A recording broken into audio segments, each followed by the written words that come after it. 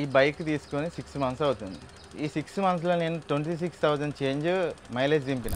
ఆ పెట్రోల్ డబ్బులు, మెయింటెనెన్స్ డబ్బులే ఇటు కట్టేయంగా ఇంకా నాకు 2-3,000 నాకు సేవ్ అవుతున్నాయి. ఇంకా అంటే ఒక బైక్కి ఉండాల్సిన బెనిఫిట్స్ కంటే ఎక్కువనే ఉన్నాయి. బైక్ మాత్రం హైలైట్ అన్న, నాకు నచ్చింది, ఫుల్ సాటిస్ఫైడ్.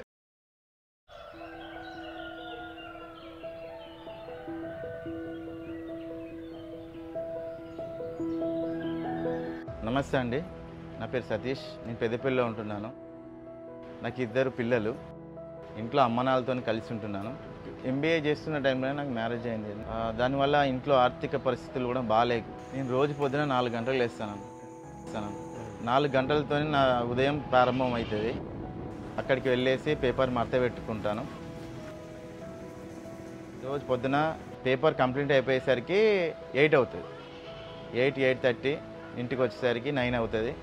ఇంటికి వచ్చి ఫ్రెష్ అప్ అయ్యి మళ్ళీ కొరియర్ జాబ్కి వెళ్తాను. మళ్ళీ కొరియర్ జాబ్ వచ్చేసి 10 to 12 వరకు, ఒక్కొక్కసారి 1 అవుతుంది. ఆ టైం వరకు కంప్లీట్ చేసేసి ఆ టైంలోనే మళ్ళీ రెస్టారెంట్లో ఆర్డర్స్ వస్తూనే ఉంటాయి. ఆ ఆర్డర్స్ ఇచ్చుకుంటూ ప్లస్ ఇటు కొరియర్స్ ఇచ్చుకుంటూ నా జాబ్ కంప్లీట్ చేస్తాను.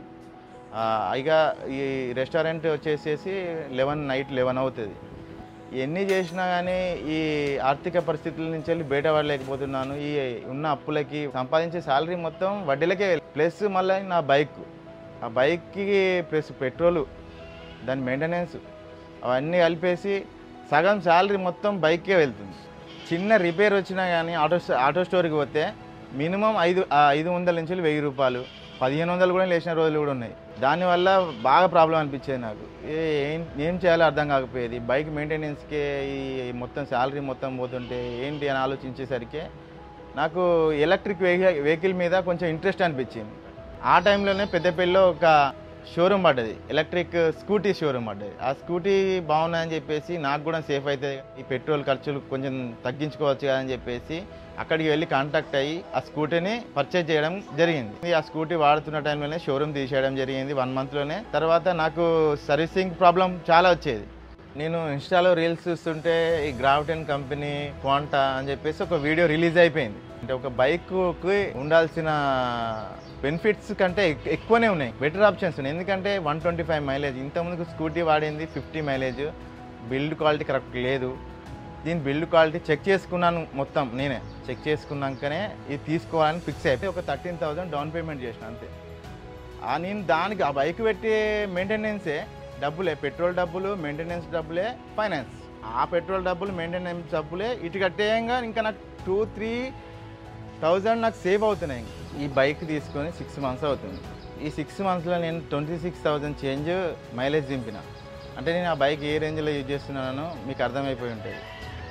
నేను తిరిగే రూట్లు, పేపర్ వేసేది మొత్తం కచరా రోడ్లు, వర్షానికి అయినా కానీ సిమెంట్ రోడ్లు అయినా కానీ ఏవి కరెక్ట్ లేవు. అయినా కానీ చంపుడే దాన్ని.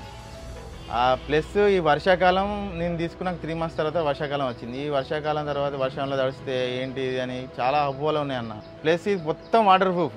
నేను ఏ వర్షం వచ్చినా, ఏ పిడుగు పడ్డా, ఏ ఎండ కొట్టినా ఖచ్చితంగా రోజు యూజ్ చేయాల్సిందే బైక్ని. ఆ యూజింగ్ బట్టి నేను ఎంత మైలేజ్ తిరిగింది అనేది 26,000 చేంజ్ అంటే అది ఇట్స్ నాట్ ఏ జోక్. దీన్ని బట్టి ఈ బైక్ క్వాలిటీ, ఇన్బిల్డ్ క్వాలిటీ ఎట్లా ఉందనేది ఇంతవరకు చిన్న సౌండ్ కూడా లేదన్న, చిన్న సౌండ్ కూడా లేదు. ప్లస్ మెయింటెనెన్స్ లేదు, మెకానిక్ ఛార్జీలు లేవు, పెట్రోల్ ఛార్జ్ లేదు, ఏది లేదు. బైక్ మాత్రం హైలైట్ అన్న, నాకు నచ్చింది, ఫుల్ సాటిస్ఫైడ్ బైక్. ఇంతవరకు నేను ఈ 3 జాబ్లకి ఈ బైక్ యూజ్ చేసిన అంటే అర్థం చేసుకోండి. ఈ బైక్ గురించి 2 మాటలు చెప్పాలంటే ఒక ఫ్రెండ్ టైప్ అని చెప్పచ్చు అన్న. ఎందుకంటే ఎవ్రీ పర్సన్కి ఒక ఫ్రెండ్ ఉంటాడు, కష్టంలోనైనా కానీ వచ్చి ఆదుకోవడానికి. కానీ నాకు ఇది ఎవ్రీ టైం నాతోనే ఉంటుంది. ప్లస్ ఒక 200 కిలోమీటర్స్ ఎప్పుడు జర్నీ చేస్తూనే, నాతోనే జర్నీ చేస్తుంది,